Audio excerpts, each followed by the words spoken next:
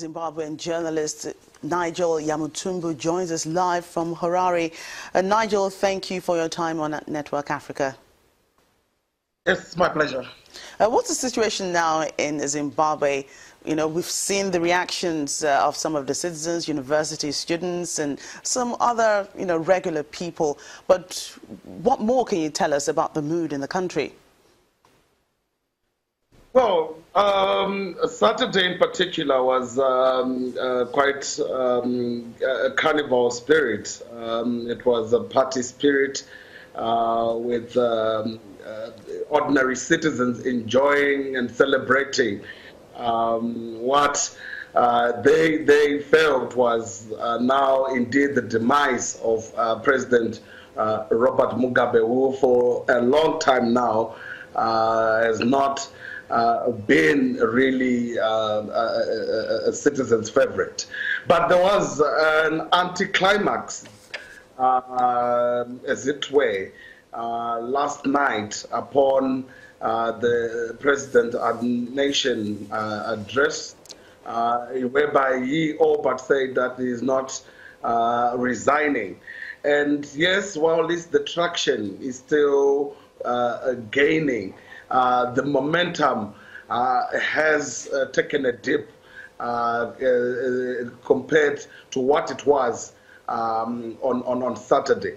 I mean, statements by some officials within the ruling party, ZANU-PF, that it's an internal ZANU-PF issue. There is no real discussion on having a national transitional authority or a government of national unity. All those remarks have, in a way, provided an anticlimax for the citizens here. But there is still some level of hope that sooner or later President Mugabe is going to leave office. Nigel, the deadline for President Mugabe to resign has indeed elapsed. What happens now? How does the impeachment process work in Zimbabwe? Well, basically what needs to happen is in Parliament, any member of Parliament can set up that particular motion, which requires a simple majority for it to be taken up. But what then is supposed to happen is, upon that motion is put forward to impeach the president or for the removal of the president in the constitutional terms of Zimbabwe, Parliament has to set up a committee to investigate the claims at which that motion would have been carried. And that committee will have to report back to Parliament with sufficient evidence that the impeachment process is justifiable. And then it requires 2/3 majority of both houses of Parliament, that is the House of Assembly and the Senate.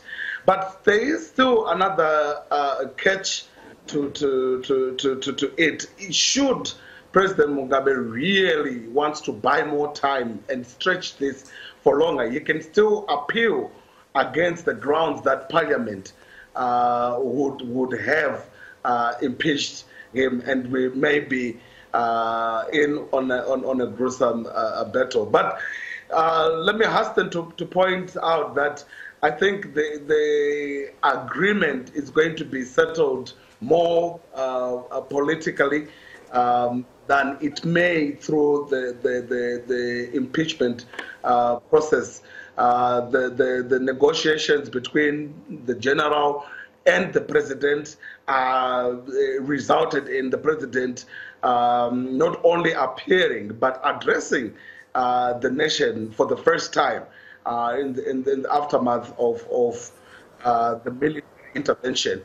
So it's still unclear at the moment, but well, I'm pretty sure if ZANU-PF, the ruling party, is going to propose a motion tomorrow to impeach President Mugabe, I foresee it selling through, but it's not over yet.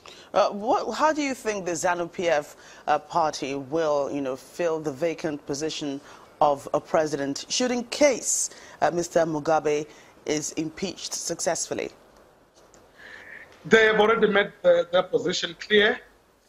They want ousted Vice President Mnangagwa, Emerson Mnangagwa, and they want him both as party president and state president, and they tabled him as their third candidate for the elections due in July of 2018, July of next year. So that on that end, it's clear on what it is they want, but also clear that President Mugabe wants to stretch this so that there can be possibly some divisions. There can also possibly be someone who Mugabe may prefer and someone who the military may not mind, some sort of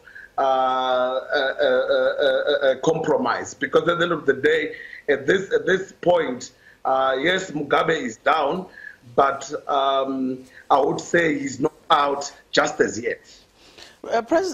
Zimbabwe itself is not, the biggest economy in Africa. Its economy has had a downturn in the last 15 or so years. Why do you think that, President Mugabe wants to hold on to power so badly? He's obsessed by power. He is really obsessed by power. For him, it's about protecting his position. I think it's in his DNA, and then he 37 years on.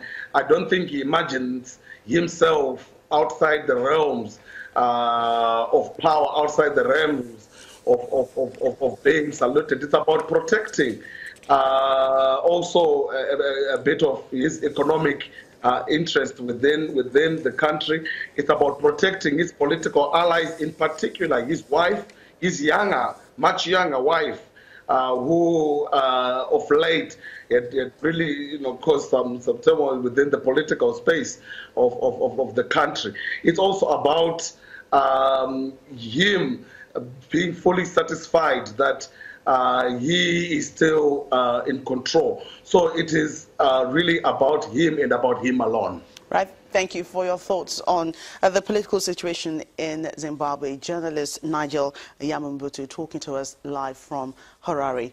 Still to come on Network Africa. Hundreds of children return to school in Mali after years of conflict in the country. That's in a moment.